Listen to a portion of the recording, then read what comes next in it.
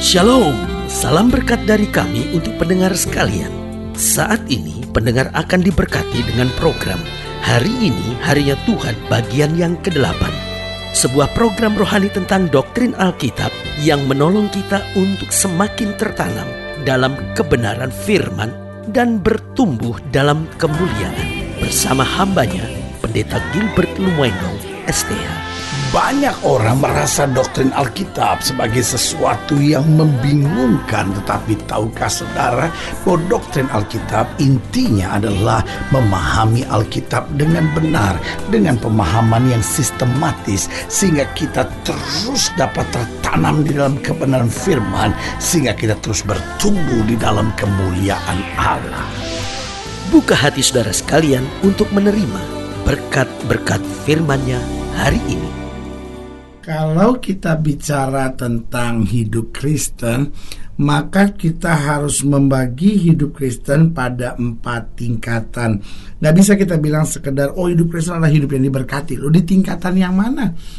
Sementara ada banyak orang yang berkata, banyak orang Kristen juga berselingkuh, banyak orang Kristen juga berzina, banyak orang Kristen juga nggak benar. Nah, di tingkatan yang mana? Karena kalau kita bicara tentang kekristenan, kita harus jujur membagi kekristenan dalam 4 tingkatan. Yang pertama saya sebut orang Kristen yang belum bertobat. Artinya gini, agamanya Kristen, tetapi sebetulnya tidak ada pemahaman pribadi tentang Kristus.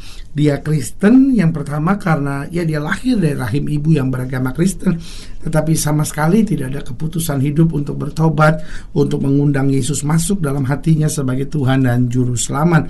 Atau mungkin dia kawin sama seseorang yang beragama Kristen, lalu dia masuk Kristen tanpa pertobatan. Atau mungkin juga dia karena sesuatu hal, bosnya Kristen, untuk menyenangkan bosnya, ya udah saya masuk Kristen aja supaya gaji naik. Mungkin ada yang begitu kan. Makanya sebetulnya ide kekristenan itu sendiri adalah ide yang jahat. Karena itu ide kristenisasi sebetulnya adalah ide yang jahat. Karena kekristenan tidak bisa sekedar, saya kasih nasi bungkus, kamu jadi Kristen ya gitu. Karena kekristenan itu harus merupakan keputusan pribadi. Orang mengakui Yesus, orang mengalami kuasanya karena Yesus sudah mati buat dia di atas kayu salib.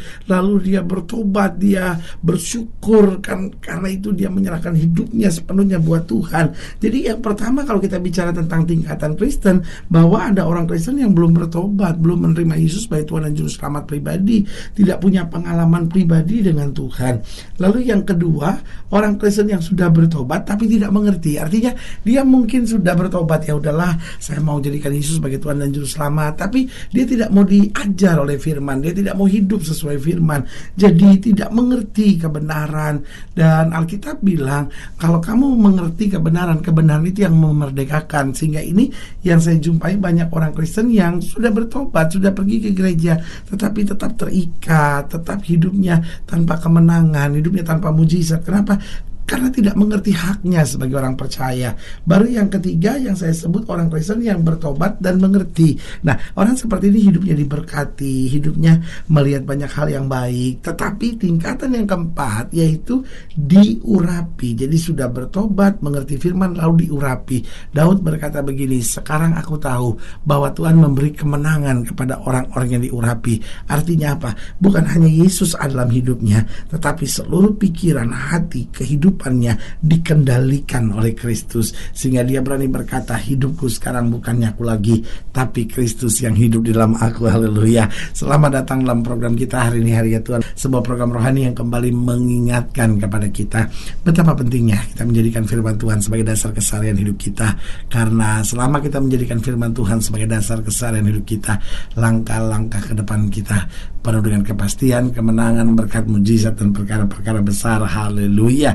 Dan di dalam program ini kita memang sedang membahas tentang diurapi Tuhan. Karena sudah saya jelaskan tadi bahwa ada 4 tingkatan dalam kehidupan Kristen, yaitu orang Kristen yang belum bertobat, orang Kristen yang sudah bertobat tetapi tidak mengerti, lalu yang ketiga yaitu bertobat dan mengerti, baru yang keempat hidup yang diurapi. Haleluya.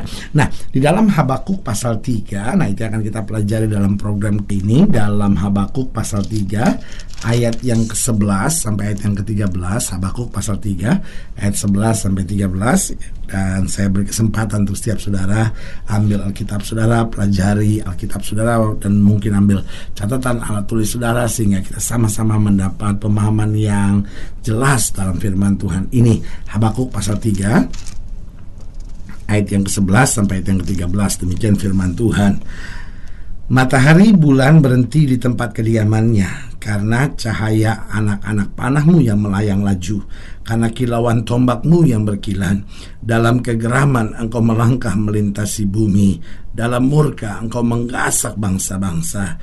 Engkau berjalan maju untuk menyelamatkan umatmu, untuk menyelamatkan orang yang kau urapi. Engkau meremukkan bagian atas rumah orang-orang fasik, dan kau buka dasarnya sampai batu yang penghabisan. Selah. Lihat, kalimat ini penting, untuk menyelamatkan orang yang kau urapi. Berarti apapun yang terjadi, orang yang diurapi Tuhan ini adalah orang-orang yang dijaga oleh Tuhan, orang-orang yang melihat kemuliaan Tuhan, orang-orang yang merasakan kuasa Tuhan yang luar biasa. Pertanyaannya kalau begitu, siapa sebetulnya orang yang diurapi Tuhan? Yang pertama, seorang yang diurapi Tuhan adalah seorang yang bergaul akrab dengan firman. Saudaraku yang kasih dalam Tuhan, jangan berkata bahwa saya cinta Tuhan kalau kita nggak rajin baca Alkitab. Karena cinta kepada Tuhan mendatangkan konsekuensi tersendiri, bahwa kita akan menjadi orang-orang yang begitu akrab dengan firman. Karena itu, siapa orang yang disebut sebagai orang diurapi? Alkitab berkata, orang yang merenungkan Taurat Tuhan siang dan malam. Ia seperti pohon yang ditanam di tepi aliran sungai, yang berbuah pada musimnya, yang tidak layu daunnya. Apa saja yang diperbuatnya berhasil. Jadi lihat, dia bergaul akrab, dia bergaul karib. Siang dan malam dia merenungkan firman. Artinya apa? Setiap kali dia mengambil keputusan, setiap kali dia mau melangkah, setiap kali dia mau berbuat sesuatu, selalu dia tanyakan dalam dirinya, ini sesuai sama firman Tuhan gak? Ini berkenan gak sama Tuhan? Ini seperti apa yang Tuhan ajarkan gak buat kita? Jadi selalu firman Tuhan dalam hidupnya. Kenapa? Karena dia baca Alkitab, dia pelajari firman, dia praktekkan dalam kehidupan sehari-hari. Ada banyak orang jadi Kristen tapi cuma memaksa Tuhan untuk buat mujizat, meminta Tuhan untuk berbuat segala yang diharapkan. Tetapi orang-orang yang diurapi berbeda, karena dia bergaul sama firman yang ada dalam pikirannya, bagaimana dia memaksa dirinya untuk tunduk pada apa yang Tuhan mau, memaksa dirinya untuk melakukan apa yang Tuhan kehendaki, sehingga dia berjalan tepat seturut dengan kehendak Tuhan. Haleluya. Yang kedua, saya pelajari siapa orang yang diurapi Tuhan. Seorang yang diurapi Tuhan adalah seorang yang dipimpin oleh Roh Kudus. Artinya apa? Dalam segenap kehidupannya dia tidak lagi mau dikendalikan oleh daging. Ada banyak orang, betul, dia baca Alkitab, tetapi kemudian dia biarkan daging menguasai hidupnya, sehingga dia berkata, ya roh memang penurut tapi daging lemah. Saudaraku yang kasih dalam Tuhan, itu bukan alasan. Yesus berkata sama murid-muridnya, berdoa dan berjaga-jagalah supaya kamu jangan jatuh. Artinya apa? Tantangan ada, masalah ada, tapi kita biarkan diri dipimpin oleh Roh. Alkitab berkata, jangan mengikuti daging, karena keinginan daging adalah maut, tetapi hiduplah oleh Roh, maka oleh Roh kamu akan melihat perbuatan-perbuatan Allah dinyatakan. Jadi jelas, seorang yang diurapi Tuhan bukan sekedar dipenuhi oleh Roh Kudus, tetapi seorang yang diurapi Tuhan adalah seorang yang juga dipimpin oleh Roh. Karena dua hal ini gak bisa dipisahkan. Setelah kita dipenuhi Roh Kudus, maka kita harus terus-menerus dipimpin oleh Roh. Jadi jelas, yang pertama, seorang yang diurapi Tuhan adalah seorang yang bergaul akrab dengan firman Tuhan. Yang kedua, seorang yang diurapi Tuhan adalah seorang yang dipimpin Roh Kudus. Yang ketiga, seorang yang diurapi Tuhan adalah seorang yang rindu terus disempurnakan dan menjadi berkat. Artinya dia bukan hanya puas karena Tuhan memberkati, tetapi ada doa dalam hidupnya, Tuhan sempurnakan hidupnya. Oh, senantiasa jadikan aku berkat. Jadi ada kerinduan, Tuhan saya mau terus disempurnakan. Ya kan, istri-istri mulai berpikir, Tuhan gimana saya terus disempurnakan. Bukan hanya bagaimana suami saya begini, suami saya bukan, tapi dia berpikir bagaimana saya terus disempurnakan. Suami-suami juga sama, bagaimana saya terus disempurnakan. Oh, orang-orang dewasa terus berpikir gimana saya disempurnakan. Oh, anak-anak Tuhan, pelayan-pelayan Tuhan terus berpikir bagaimana saya disempurnakan. Kalau fokus kita seperti itu, kita gak mudah ngomongin orang, kita gak mudah ribut satu gereja dengan gereja lain, kita gak mudah ribut dengan orang-orang lain. Kenapa? Karena kita fokus bagaimana saya terus disempurnakan, gimana hidup saya jadi berkat, biar lewat hidup saya orang lain merasakan kasih Tuhan, merasakan anugerah Tuhan, merasakan kebaikan-kebaikan Tuhan. Biasanya fokus kita kan bukan bagaimana disempurnakan, menyempurnakan bagaimana orang mengerti saya, bagaimana orang bisa menerima saya, bagaimana orang bisa seperti yang kita harapkan. Itu yang membuat hidup kita jadi batu sandungan. Itu yang membuat kita nggak bisa merasakan pengurapan Tuhan dalam hidup kita. Itu yang membuat kita nggak bisa merasakan kebaikan Tuhan, karena kita nggak minta Tuhan untuk menyempurnakan hidup kita. Jadi ingat, seorang yang diurapi Tuhan juga adalah seorang yang rindu untuk disempurnakan dan menjadi berkat. Dan yang keempat, yang terakhir, seorang yang diurapi Tuhan adalah seorang yang siap mati dan juga siap hidup bagi Tuhan. Nah, perhatikan kalimat ini. Seorang yang diurapi Tuhan adalah seorang yang siap mati dan juga siap hidup bagi Tuhan. Mungkin ada orang yang siap mati buat Tuhan, tetapi saya harus beritahu buat saudara, memang tidak mudah untuk siap mati buat Tuhan. Tetapi untuk siap mati buat Tuhan itu hanya membutuhkan sebuah keputusan penting dalam hidupnya. Ada pistol ditaruh di kepalanya, lalu orang berkata, kalau kamu sebut Yesus adalah Tuhan, aku tembak pistol ini di kepala kamu. Tapi kalau kamu menyangkal Yesus, kamu selamat. Itu kan hanya membutuhkan satu keputusan berani untuk berkata Yesus adalah Tuhan, lalu mati.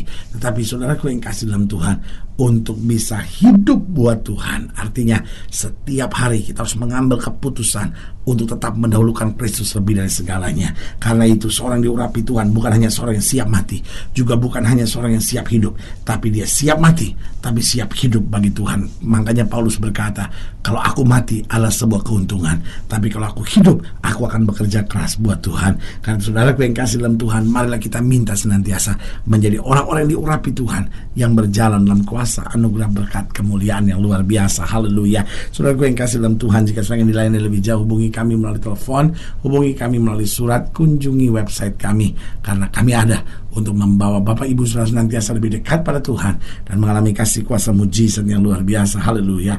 Secara khusus melalui program ini juga saya mau berdoa buat setiap saudara yang sakit, setiap saudara yang berbeban berat, karena saya percaya bahwa bagi Allah tidak ada perkara yang mustahil. Nah, saudara-saudara yang ingin didoakan secara khusus, boleh taruh tangan kanan saudara di dada dan kita akan berdoa. Mari kita berdoa. Bapa, dalam nama Yesus, hamba doa untuk setiap pendengar sekalian, khususnya mereka yang taruh tangan kanan di dada karena beban, karena masalah, karena persoalan, atau mungkin karena selama ini kami hanya jadi orang Kristen yang belum bertobat, atau sudah bertobat tapi tidak mengerti, atau mungkin kami sudah bertobat dan mengerti. Hari ini kami rindu menjadi orang yang percaya yang diurapi.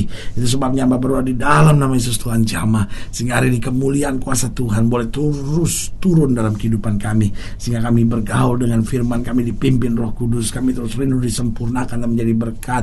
Akhirnya kami juga siap mati, siap hidup bagi Tuhan di dalam kemuliaan kuasa-Mu. Di dalam nama Yesus kami berdoa. Haleluya. Amin. Saudaraku yang kasih dalam Tuhan, kita sudah berdoa. Ingat, tidak pernah Allah lalai menepati janjinya. Inilah saatnya buat kita untuk bangkit, bersemangat, bersuka cita dalam menghadapi segala perkara, karena kita tahu Yesus hidup, Yesus berkuasa dan selalu mengerjakan yang terbaik buat anak-anaknya. Doa saya menyertai saudara. Sampai berjumpa pada program berikut, dan jangan lupa jadikan hari ini harinya Tuhan. Haleluya.